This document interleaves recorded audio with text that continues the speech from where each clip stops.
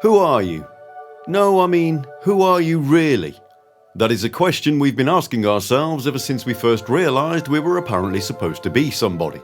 Take away your job, your relationships, your political opinions, and the 3 movies you always mention to prove you've got taste, and what's left?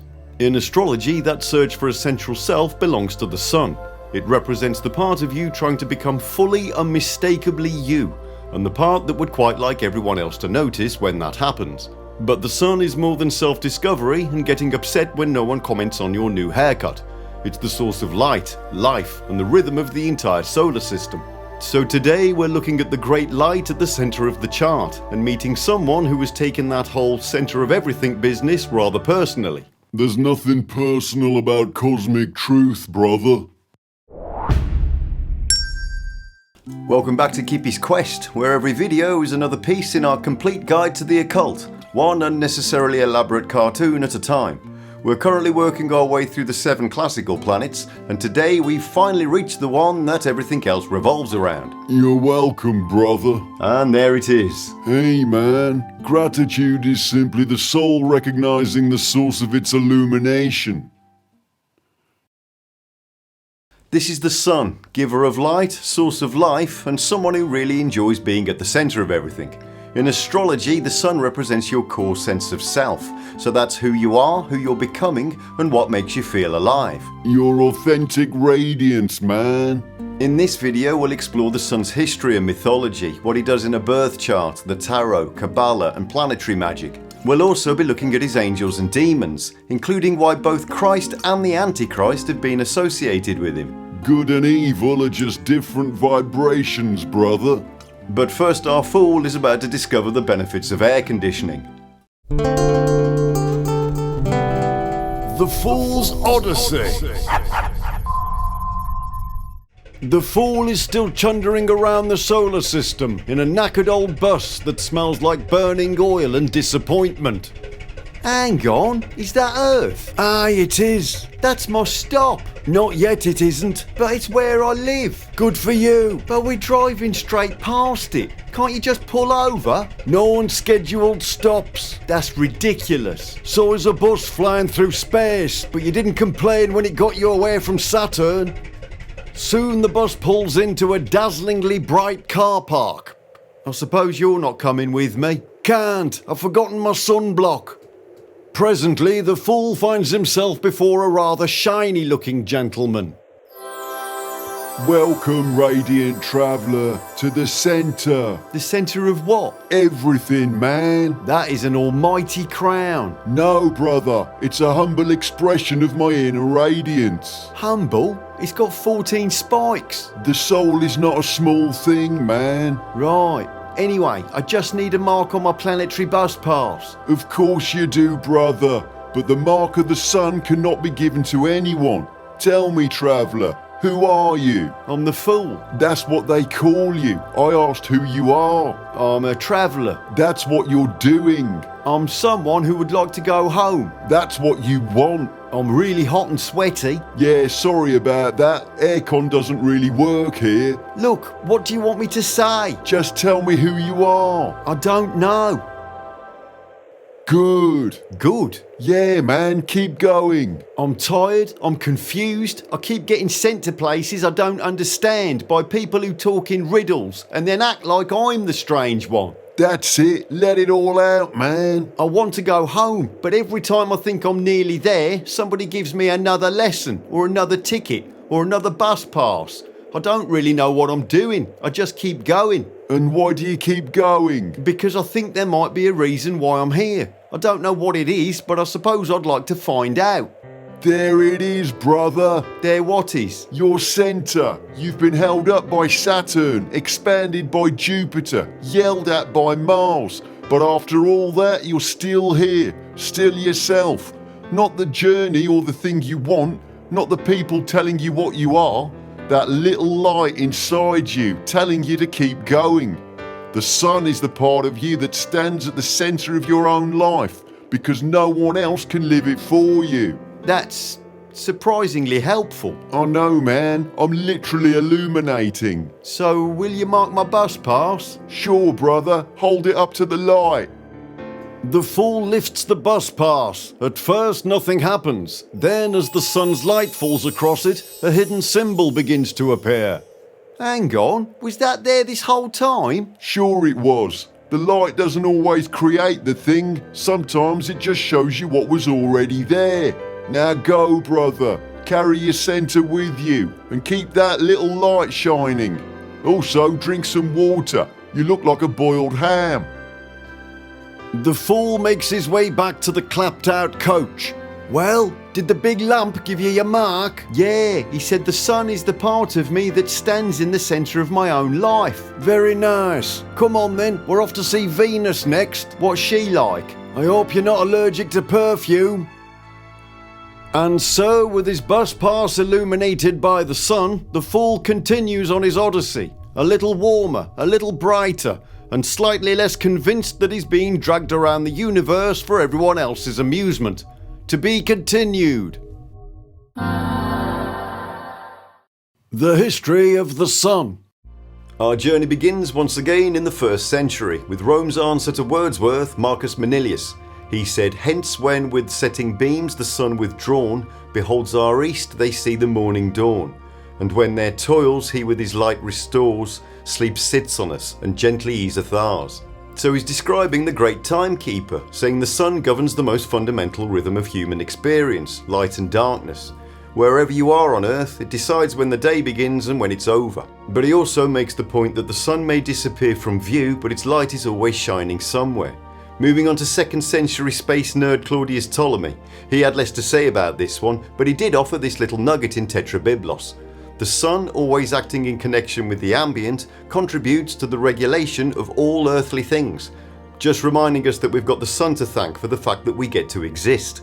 Now it's time to have a look at the occult admin department. The Khmer of the sun is a square of 6, containing the numbers 1 to 36. Each row, column and diagonal adds up to 111, while the entire square adds up to 666. Yes, long before it became useful to heavy metal bands, 666 was also one of the traditional numbers of the sun. Now I know some of you will say that that's the number of the beast in Revelation, but the two arrive at that number in completely different ways. In the Khmer, it's simply the total of all 36 numbers. The beast's number was probably calculated through Hebrew gematria, where letters are given a numerical value. So the Khmer alone doesn't necessarily make the sun secretly the Antichrist. Although, as we're about to discover, it doesn't mean that he isn't either. The number 6 also links the sun to Tiferet, the 6th Sephirah on the Tree of Life. Tiferet is associated with the sacrificial gods, including Jesus. We'll come back to that later because it gets very deep very quickly. But for now, all we need to know is that the sun's Sudoku was used to create the seals and sigils of the planetary entities. Which brings us to one of the better known archangels, Michael. Or Michael if you're doing your rituals like a good occultist. His name translates to "who is like God", and he probably doesn't require much of an introduction.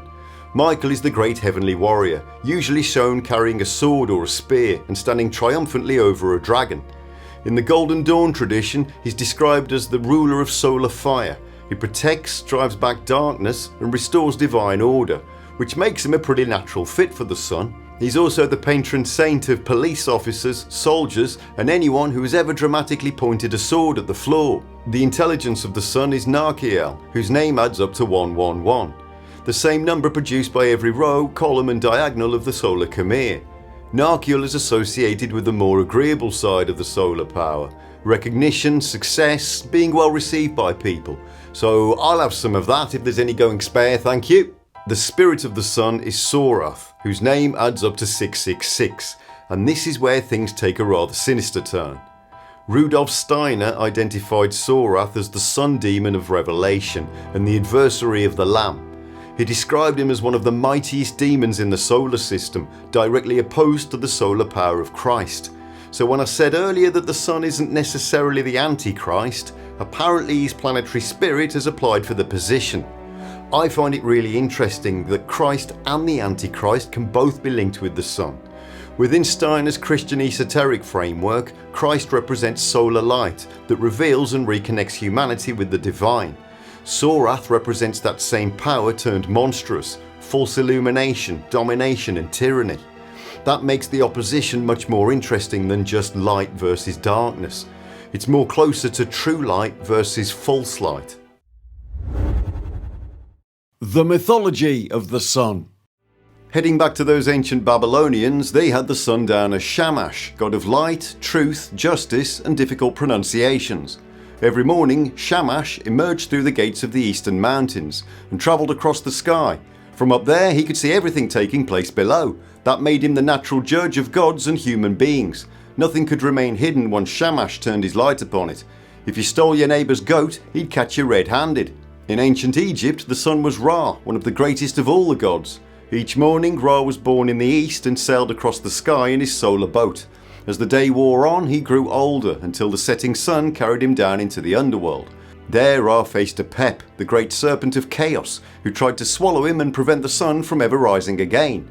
Fortunately, Ra has always managed to defeat the serpent and be back up in time for his morning coffee. Ra is also the focus of Liber Resh Helios, the 4 solar adorations, which we explored recently in a members video. To the Greeks, the sun was Helios, a titan who crossed the sky each day in a golden chariot drawn by 4 horses. From his position overhead, Helios could see almost everything taking place below. Whenever the other gods needed to know who had broken an oath or otherwise been up to no good, Helios was the guy to ask. It's interesting that so much of the mythology is based around illuminating the darkness, because that's very much what the tarot card is also about, but we'll get to that later. The Romans knew the sun as Sol. Like Helios, he travelled around the sky in a chariot drawn by 4 horses, but during the later Roman Empire, he acquired a far more imposing title, Sol Invictus, the unconquered sun. It vanished every night and weakened during the winter, but darkness could never keep it down for long. Roman emperors were naturally rather fond of this image. Sol appeared frequently on their coins, while the emperors presented themselves as his companions on Earth. Different names, different outfits, same enormous ball of fire demanding to be the centre of everything. Not bad for something that still can't be looked at directly without causing a medical emergency. The psychology of the sun. Carl Jung made some very interesting connections between the solar legends and the human psyche. He said the heroes are like the wandering sun, from which it is concluded that the myth of the hero is a solar myth. Jung links the hero to the sun because both follow the same basic journey. They rise, travel across the world, descend into darkness and eventually return. He goes on to say the hero is first and foremost a self-representation of the longing of the unconscious, of its unquenched and unquenchable desire for the light of consciousness. So for Jung, the hero represents the part of us that's trying to become conscious, something within us that wants to be seen and brought into the light. That's why the hero has to leave the safety of the familiar world and enter dark places so he can return changed. The journey isn't just about defeating an enemy, it's about discovering something that was hidden within the hero all along. But of course the light of the sun also casts a shadow. Consciousness, continually in danger of being led astray by its own light and of becoming a rootless will-o'-the-wisp, longs for the healing power of nature, for the deep wells of being. Jung's rootless will-o'-the-wisp is consciousness that has become dazzled by its own light. It believes it can understand and control everything, but in doing so it loses its connection to instinct, nature and the unconscious. The hero needs the sun to see where he is going, but he must also return to those deep wells of being if he's to remain whole. Otherwise, enlightenment becomes another form of blindness. The sun in the chart. So we know that the sun is considered to represent the self and our core identity. In the birth chart, it describes the person we're trying to become, the qualities we want to develop, and the things that make us feel most alive. But the sun doesn't operate in isolation. Its sign describes how that solar energy expresses itself, while its house shows the part of life where we most need to shine. A strongly placed sun may give someone a clear sense of purpose and the confidence to occupy their own space. A more difficult sun doesn't mean that person has no identity. It may mean that discovering who they are takes longer, or that they have to separate their own light from the expectations of parents, partners, or the wider world. So the sun isn't necessarily the personality we turn up with, it's more like something we grow into. The sun is at home in Leo, which is naturally the sign most comfortable with being seen. Leo gives the sun confidence and a strong urge to perform or leave some kind of mark on the world. It's the astrological equivalent of very good lighting and your makeup being on point. The sun is exalted in Aries, so it doesn't own the place, but it does get treated like the guest of honour. Aries gives the sun initiative and the nerve to act, less interested in waiting for permission and more interested in kicking the door open and announcing that the day has begun. The sun is in detriment in Aquarius, the sign opposite Leo. So where Leo is comfortably standing at the centre, Aquarius is more interested in the group or the bigger idea. That can make personal identity feel like a distraction from whatever humanity is supposed to be doing. The sun turns up ready to shine, and Aquarius hands it a clipboard and points it toward the committee. The sun falls in Libra, and here we see some tension. The sun wants a clear sense of self, while Libra is constantly weighing up other people's needs, opinions, and what colour socks he should wear today. This can make it harder to act without checking how everyone else feels first. The sun arrives ready to declare who it is, but Libra asks whether he could perhaps word that a little more diplomatically. Of course, none of these placements tell the whole story. The rest of the chart can strengthen, complicate, or completely derail the sun's best intentions. So with that in mind, let's have a look at some examples. Let's start with a couple of signs. The sun in Gemini is where the centre of identity is giving a TED talk. Here, the sun expresses itself through the sign of words, questions, curiosity, and changing the subject because it was bored. If you've got the sun in Gemini, you may find yourself through learning, talking, writing, making connections between things, and talking.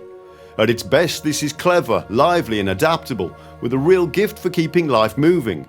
But when it's running loose, it can become restless, or so busy thinking about who you are that you forget what you're doing. Just be yourself, brothers. Sorry, you're gonna have to narrow it down a bit. The sun in Scorpio is where the centre of identity has been given a locked diary, a suspicious stare, and absolutely no interest in small talk. Here the sun expresses itself through the sign of depth, intensity, and unsettling looks. If you've got the sun in Scorpio, you may find yourself through truth, emotional honesty, and the ability to survive things that would make other people need a lie down. At its best, this is powerful and deeply perceptive, but it can also become guarded, suspicious, or so determined to stay in control that even your vulnerability has a password. Step into the light, man. I beg your pardon. Have you met me? Now let's look at a couple of houses. The first house is the front door of the chart, your presence, first impression, and the version of you that arrives before the explanation does. With the sun here, identity tends to be very visible. You may come across as confident, distinctive, or difficult to ignore, even when you're only trying to buy milk. This can become self-centered, overly focused on image, or convinced that every room has been waiting for your entrance. But at its best, this is self-assurance, vitality, and the ability to lead just by turning up. Stand where life can see you, then have the courage to become who you are. Now let's put the sun in the 8th house. This is the house of intimacy, trust, loss, and all the subjects people suddenly stop talking about when their mum walks into the room. With the sun here, identity may develop through deep bonds, private truths, and experiences that change you from the inside out. This can become guarded, intense, or drawn to emotional situations that feel slightly too important to be healthy. But at its best, this is honesty, deep self-knowledge, and the ability to become more fully yourself by facing the things other people would rather leave locked in a cellar. Shine where it's dark enough to matter, man. And if we didn't cover your placements, join us next week when we'll be taking the sun through all 12 zodiac signs and houses. The sun in the sky. The sun is our nearest star, which sounds less impressive when you remember that every other star is at least several trillion miles away. It formed around 4.6 billion years ago when enormous clouds of gas and dust collapsed under their own gravity. Most of that material gathered in the middle and became the sun, while the leftovers eventually produced the planets, moons, and Brian Cade, who set the world record for the fastest garden shed. The sun is made mostly from hydrogen and helium. Deep in its core, hydrogen atoms are fused together to make helium, releasing an extraordinary amount of energy in the process. That energy takes a very long and complicated journey out through the sun before crossing space and reaching Earth, where we use it to grow food, power solar panels, and complain that it's too hot.